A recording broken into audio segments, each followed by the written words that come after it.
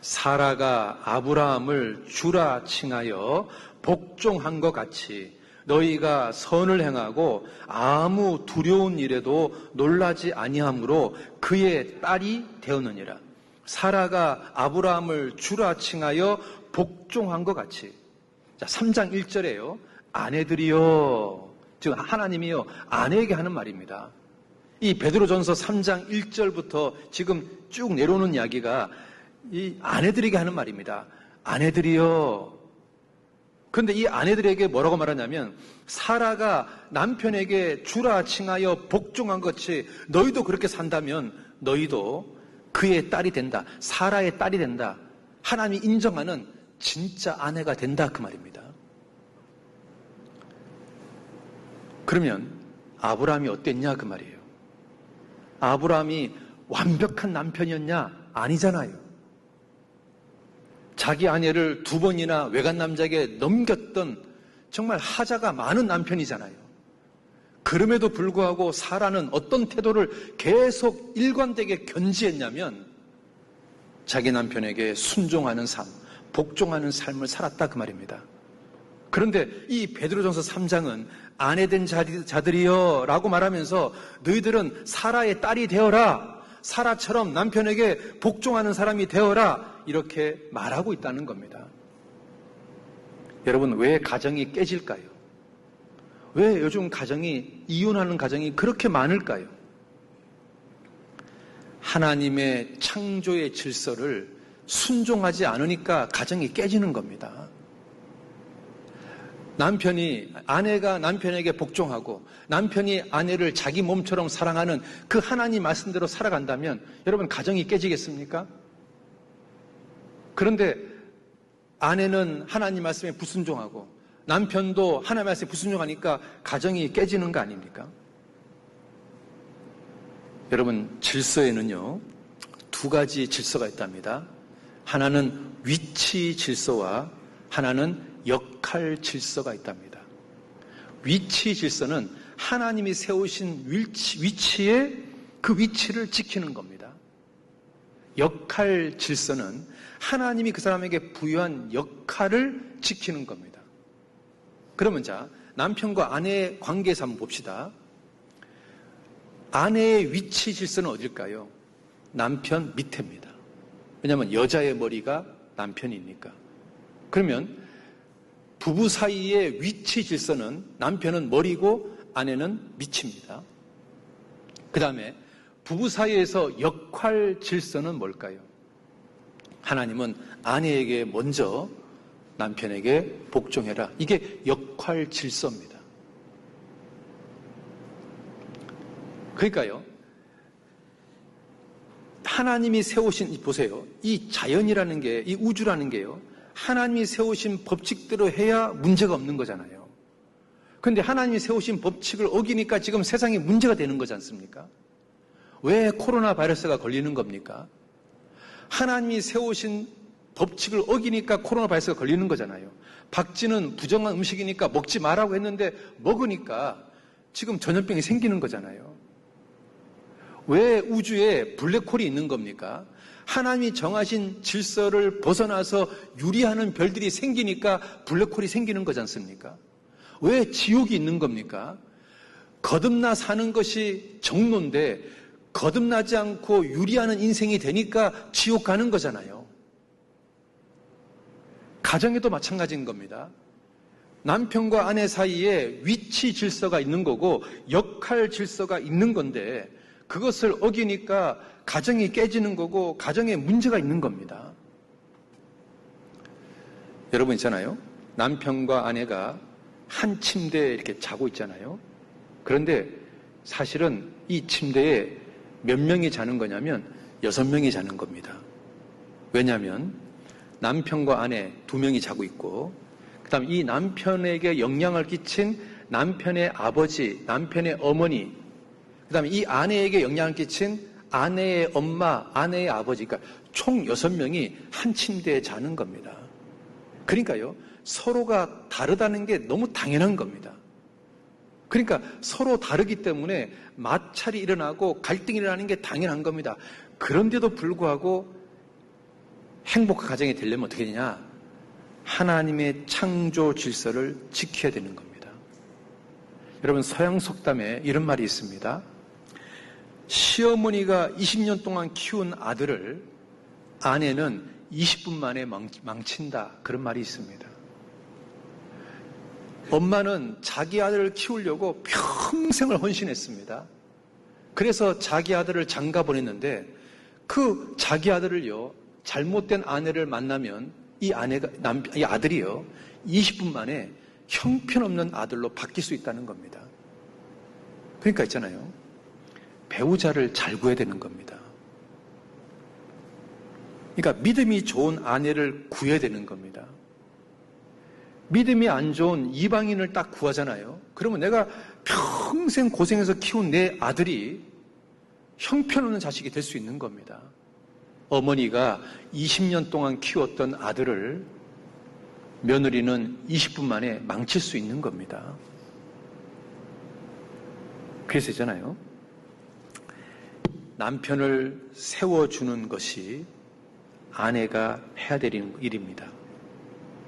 남편이요, 설령 잘못하고 실수했을지라도 아이들 앞에서 있잖아요. 그 아버지의 권위를 세워주는 것을 누가 해야 되냐? 엄마가 해야 되는 겁니다. 여러분 있잖아요. 실제로 그 범죄 청소년, 그러니까 청소년 중에서 범죄한 청소년들의 45%가요. 아버지와 함께 자라지 않은 아이들이 범죄를 한답니다. 그리고 나머지 40%가 아버지를 미워하며 자란 아이가 범죄한답니다. 그러니까 범죄한 청소년의 85%가 아버지가 없거나 아버지를 미워했거나 그런 아이들이 범죄 청소년이 된답니다. 그리고 동성연애 하는 사람들 중에 상당수가요, 아버지와 어머니의 사랑을 충분히 받지 못한 사람들이 동성연애자가 된답니다. 그러니까요, 자 보세요. 이 가정에서, 가정의 머리가 남편인데 이 남편의 리더십을 누가 세워줘야 될까요? 아내가 세워줘야 되는 거예요, 아내가. 그런데 아내가요, 애들 보는 앞에서 남편을 무시하고 남편의 리더십을 깨뜨리면, 그러면요, 이 집안의 질서가 깨지는 겁니다. 그리고 은연중에요, 이 아내들이요, 속상한 마음을 누구한테 털어놓냐면 자기 자식한테 털어놔요. 내가 네 애비 때문에 못 살겠다고. 그러면 이 아이들이요, 엄마 때문에 자기도 모르게 자기 엄마를 괴롭히는 아버지를 쳐다보게 되는 겁니다. 그러니까 이 아이들 마음속에요, 아버지에 대한 존경심은커녕 아버지에 대한 미움이 자라는 겁니다. 이런 아이들 중에 85%가 범죄한다는 겁니다. 그러니까 범죄하는 청소년 중에 85%가 아버지하고 관계가 있다는 겁니다. 그러니까요, 이 아내가요, 남편을 세워주는 게 가정이 잘 되는 비결인 겁니다. 그 심리학 용어 중에서 이런 용어가 있답니다. father hunger, 아버지에 대한 배고픔. 그러니까 사람들이 있잖아요, 마음속 깊은 곳에 뭐가 자리 잡고 있냐면 아버지의 사랑에 대한 배고픔. 어렸을 때 아버지의 사랑을 충분히 받지 못한 것에 대한 갈증이 사람들 마음속에 탁 잡혀 있답니다. 특히요, 이 유교 문화권에서 자랐던 대한민국의 이 아버지들은 자기 아버지에게, 또 그 아버지는 또 그 아버지에게 어떤 모습만 계속 바라봤냐면 항상 근엄한 모습의 아버지, 그냥 무게 잡고 있는 아버지, 가끔 자기 엄마를 패는 아버지, 자기 엄마를 존경하지 않고 막 인격적으로 무시하는 아버지, 그런 아버지들만 쳐다보고 살았습니다. 그러니까 대한민국의 남자들은 그 아버지의 모습을 그대로 흉내내는 겁니다. 그러면 또 그 모습을 지켜본 그 아들이 또 그런 아버지의 모습을 그러니까 이 대한민국의 아버지들은 자식들한테요, 서양의 아버지보다 훨씬 더 사랑을 못 해주는 경우가 굉장히 많습니다. 그래서 이 아이들 마음속에요, father hunger, 아버지에 대한 굶주림, 아버지 사랑에 대한 배고픔이 이 속에 굉장히 자리 잡고 있는 겁니다. 그래서 이 청소년 비행이 대한민국이 굉장히 지금 많아지고 있다는 겁니다. 그러면 그런 아버지를 바꾸게 하는 역할을 누가 해야 될까요? 아내가 해야 되는 겁니다. 아내가요, 그런 역할을 하도록 해야 되는 겁니다. 그 4살짜리 아이한테 너네 아빠는 어떠냐? 그러면 4살짜리 아이는 이렇게 말합니다. 우리 아버지는 전능한 신이다. 우리 아버지는 뭐든지 가능한 산타 할아버지다. 이렇게 말한답니다.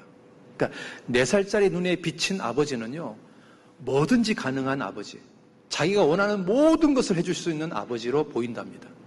그런데 7살이 되면은 아버지가 할 수 없는 것이 있다는 것을 깨닫게 된답니다. 아, 우리 아버지가 전능한 신은 아니구나. 그러다가 이제 14살이 되면, 이제 청소년이 되면 자기 아버지는 아주 귀찮은 존재, 꼰대 같은 존재, 대화가 안 되는 존재로 느껴진답니다. 그래서 자기 아버지하고 대화하는 것 자체가 짜증나고, 자기 아버지한테 무슨 자기 인생의 고민을 물어보는 것은 어리석은 일처럼 느껴진답니다. 그러다가 이제 27살쯤 되면, 결혼할 나이가 되면 조금 아버지가 자기 인생에 필요한 존재라고 느낀답니다. 그러다가 35살이 넘어가면 자기 인생의 고민에 대해서 아버지한테 한번 물어볼까? 아버지하고 한번 의논해 볼까? 이런 마음이 생긴답니다. 그러다가 50세가 넘어가면, 아, 우리 아버지가 어떻게 했지? 아버지가 어떤 일을 했는지를 생각해서 그 아버지를 따라 하려는 마음이 생긴답니다. 그러니까 자기 아버지가 정말 지혜로운 분이었구나. 아버지에 대한 그 행위들이 이제 이해가 된답니다. 아, 우리 아버지가 그래서 그랬구나. 아, 이래서 이랬구나. 아, 나를 위해서 했던 거구나. 그러니까 아버지에 대해서 이제 많은 것을 알게 되고 존경하는 마음이 다시 생긴답니다. 그런데 60세가 되면 그 존경하는 아버지가 자기 곁에 없어진답니다.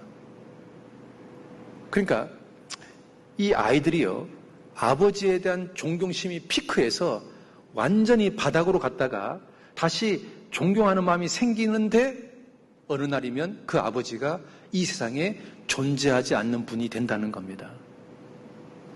자, 그러면 이게 이제 사람들의 사이클인데, 이 아버지에 대한 존경심이 바닥으로 내려가는데 이것을 좀 덜 내려가게 만드는 역할, 멈추게 하는 역할을 누가 해야 될까요? 이것은 아내가 해야 되는 겁니다. 그것이요, 우리 가정이 잘 되는 비결입니다. 여러분, 초등학교 2학년 시를 하나 소개해 드릴게요. 엄마가 있어 좋다, 나를 예뻐해 주셔서. 냉장고가 있어 좋다, 나에게 먹을 것을 주어서. 강아지 있어 좋다, 나랑 놀아주어서. 그런데 아빠는 왜 있는지 모르겠다. 이게 초등학교 2학년 시랍니다. 아빠는 왜 있는지 모르겠다. 자, 이 아이에게 이런 마음을 심어준 게 누구예요? 물론 아빠도 있지만 누굴까요? 엄마입니다. 이 아이들한테요, 아버지 역할을 각인시켜주지 않은 거예요. 아빠가 너를 너무 사랑하지만 우리 가족을 먹여 살리기 위해서 직장에 가서 하루 종일 늦게까지 오는 거야. 그걸 가르쳐줘야죠. 그런데 그걸 갖다 가르쳐주지 않으면 이 초등학교 2학년 시처럼 엄마가 있어 좋다, 냉장고에 좋다, 강아지 좋다, 그런데 아버지는 왜 있는지 모르겠다, 이런 시가 나온다니까요. 어린아이 마음속에 자기 아버지가 왜 있는지 모르겠다는 생각이 들게끔 만드는 것은 엄마의 잘못이 있는 겁니다. 그래서 있잖아요, 아내는 자기 남편을 세워줘야 되는 거예요. 그게 내 자녀가 잘 되는 비결인 거예요. 솔로몬이 있잖아요, 정말 얼마나 지혜가 많은 사람입니까? 잠언도 쓰고 전도서 쓰고 아가서도 쓰고. 근데 솔로몬이요, 이방 여자들하고 결혼함으로 말미암아 그 찬란한 그 지혜가 정말 퇴색됐잖아요. 인생이 정말 실패하게 되잖아요. 그런데 그 솔로몬의 자식들 중에서 훌륭한 자식이 별로 없잖아요. 솔로몬이 그렇게 훌륭한데 이방 여자하고 결혼하니까 그 자식들이요, 아버지 영향을 받는 게 아니라 이방 여자의 영향을 받잖아요. 그러면 이 이방 여자들이요, 솔로몬 왕의 권위를 세워줬다면 이 자식들이요, 좀 더 훌륭한 자식이 될 수 있었을 거 아니에요? 그러니까 아내가요, 자기 남편을 존중해 주는 게 가정이 잘 되는 비결인 겁니다. 여러분, 아합이요, 이세벨을 만나가지고 역대 왕 중에서 최고로 악한 왕이 됐잖아요.